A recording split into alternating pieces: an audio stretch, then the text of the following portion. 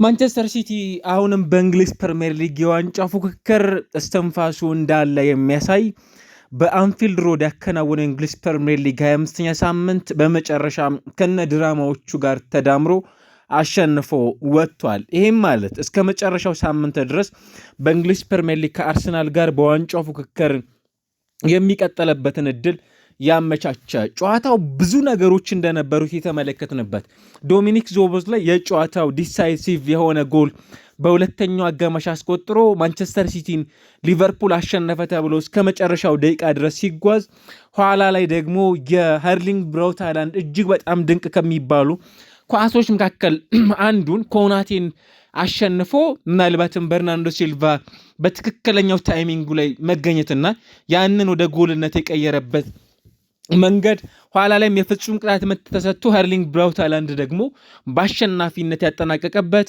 የመጨረሻዎቹ ድራማዎች ዶሚኒክ ዞቦዝ ላይ በቀይ ካርድም ጭምር እንዲወጣ ምክንያት የነበረበት ፔፕ ጓርዲዮላ በሆነ ሞመንት ለመሸነፍ ተቃርቦ የነበረበትን ትዕይንት ያስመለከተን ኋላ ላይ ደግሞ በመጨረሻዎቹ ደቂቃዎች ደግሞ ለሲቲ የፍጹም ቅጣት ምት ይሰጣል አይሰጠም፣ ለሊቨርፑል ብዙ ድራማዎች የነበሩት ሜቢ በዚህ ውድድር ዓመት ከተመለከትናቸው በጣት ከሚቆጠሩ የእንግሊዝ ፕሪሚየር ሊግ መርሃ ግብሮች ውስጥ አይዘነጌ ተብለው ብዙ ድራማዎች የነበሩት የእንግሊዝ ፕሪሚየር ሊግ ጨዋታ መሆኑን ያስተዋልንበት የውድድር ምሽት ነበር ያስተዋልነው። ሲቲ በመጨረሻ ይህንን ጨዋታ አሸንፏል። ይሄም ማለት በደርሶ መልስ ማንቸስተር ሲቲ ሊቨርፑልን ሲያሸንፍም ጭምር የተመለከትን ነው።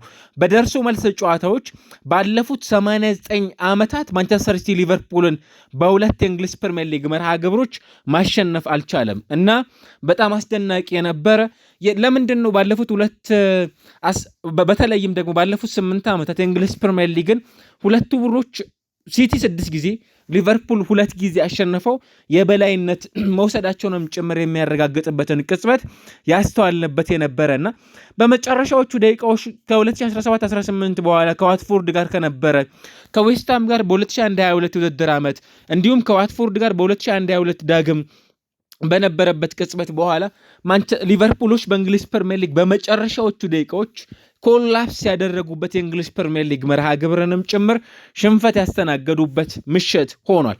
የሊቨርፑል የዛሬ ምሽት ምናልባትም ነጥብ መጣል በአውሮፓ ሻምፒዮንስ ሊግ ተሳትፎ ከቼልሲ ከአስቶን ቪላ እንዲሁም ደግሞ ከራሱ ከማንቸስተር ዩናይትድ ጋር የሚኖሩትን የመጨረሻዎቹ መርሃ ግብሮችም ጭምር በፉክክር ደረጃ ካያቸዋቸው እዛ ውስጥ መገኘት እንዲችልም ጭምር የሚያስችለውን አጋጣሚ ሎስት ያደረገበትን ቅጽበት የተመለከትንበት የእንግሊዝ ፕሪሚየር ሊግ ድራማ የነበረው በመጀመሪያው አጋማሽ ሲቲ ጨዋታውን በተመለከተ ጎሎቹን አስቆጥሮ ጨዋታውን የማሸነፍ ቅድመ ግምት ያገኘ የነበረ ቡድን ነው። ነገር ግን በመጀመሪያው አጋማሽ ሞር ክሊኒካል አለመሆን በጣም እድሎችን የመጠቀም ደካማ ጎኑን የተመለከትንበት በሁለተኛው አጋማሽ ግን በሁለቱም ቡድኖች በኩል ይበልጥ ጎሎችን የማስቆጠር በጣም በተሻለ መልኩ የተመለከትንባቸውን አጋጣሚዎች ያስተዋልንበት ነበር።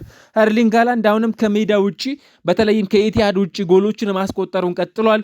ከዌስትሃም ጋር ክሪስታል ፓላስ፣ ቶተንሃም፣ አርሰናል፣ ፉልሃም፣ ወልቭስ፣ ቼልሲ፣ ማንቸስተር ዩናይትድ፣ ብራይተን፣ ሳውዝሃምፕተን፣ ኖቲንጋም ፎረስት፣ ቪላ፣ ብሬንፎርድ፣ ኒውካስል፣ በርንማውዝ ዛሬ ደግሞ በተመለከት ነው ከሊቨርፑል ጋር እንዲህ አይነት ጎሎችን ማስቆጠር የሚችል ተጫዋች ሆኖ ያስተዋልንበት የእንግሊዝ ፕሪሚየር ሊግ መርሃ ግብር ማንቸስተር ሲቲን ከአርሰናል ጋር ያሉት የነጥብ ልዩነቶች ወደ 6 ጠጋ እንዲሉም ጭምር ያስቻለበትን አጋጣሚ ተመልክተናል። 92.42 ወይንም 93ኛው ደቂቃ ላይ ሲደርስ ነበር ማንቸስተር ሲቲ በዚህ ጨዋታ ላይ ከ2006-7 በኋላ ድራማዊ የሆኑ ምሽቶችን በአንፊልድ የሚያስመለከተንን አጋጣሚ ጎል ለማስቆጠር የደረሱበትን አጋጣሚ ያስተዋልንበትና ይሄ ምሽት መቼም ከማይዘነጉ የእንግሊዝ ፕሪሚየር ሊግ የሁለቱ ቡድኖች ድራማዊ ምሽቶች መካከልም ጭምር አንዱ መሆኑን የተመለከትንበት የውድድር ዓመት አሳልፏል። ሊቨርፑል በዚህ የውድድር ዓመት ምናልባት የዛሬው ጨዋታ ሌላው 8ኛ ሽንፈቱ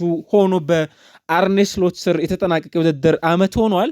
11 ጨዋታዎችን ነው እስካሁን ድረስ ያሸነፉት። ምናልባት ካሸነፏቸው ጨዋታዎች የተሸነፏቸው የጨዋታ ውጤቶች ሊቃረቡ የ3 ጨዋታዎች ልዩነት ብቻ በእንግሊዝ ፕሪሚየር ሊግ የተመለከትንበት ጨዋታ የተመለከትንበት ዛሬ ያየነው መቼም ከማንዘነጋቸው ውስጥ የመሆን ዕድሉ እጅግ በጣም ሰፊ ነበር።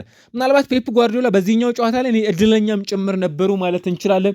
ቀያሪዎች ብዙ ለማከናወን ፈቃደኛ አልነበሩም በጨዋታው ላይ። ምናልባት ፎርስድ ሰብስቲቱሽን ነበረባቸው በተከላካይ በኩል ሩበን ዲያዥን ወደ ሜዳ ለማስገባት ኩሳኖቭ መጎዳት ነበረበት። ከዛ ባለፈ አሳማኝ የነበረው ቅያሪ ሪያን ቼርኪን ወደ ሜዳ ያስገቡበትና ሌላኛው ደግሞ ኦማር ማርሙሽን ከሜዳ ያስወጡበት አጋጣሚ ካልሆነ በቀር በጨዋታው ላይ ጨዋታውን እንዲቀይሩላቸው የሚፈልጓቸውን ተጫዋቾች ወደ ሜዳ ማስገባት ውሳኔ ላይ መድረስ የቻሉበት ቅጽበት ብዙ የምናስታውሰው አልነበረም።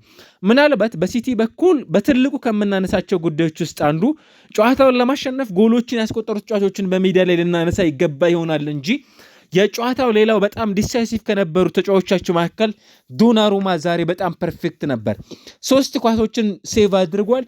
ምናልባትም በመጨረሻው ደቂቃ ላይ ሴቭ ያደረገው ኳስ የዚህ ወር የፌብሩዋሪ ወር ምርጥ ከሚባሉ ሴቮች መካከል አንዱ መሆን የሚያስችለውንም ጭምር አጋጣሚ የፈጠሩበት ነበር። ሊቨርፑል በሁለተኛው አጋማሽ ከማንቸስተር ሲቲ በሁሉም ረገድ የተሻለ ነበር። በሁለተኛው አጋማሽ ለምሳሌ በሁለተኛው አጋማሽ 12 ሙከራዎችን ያከናወነው ሲቲ 7 ሙከራዎችን ነው።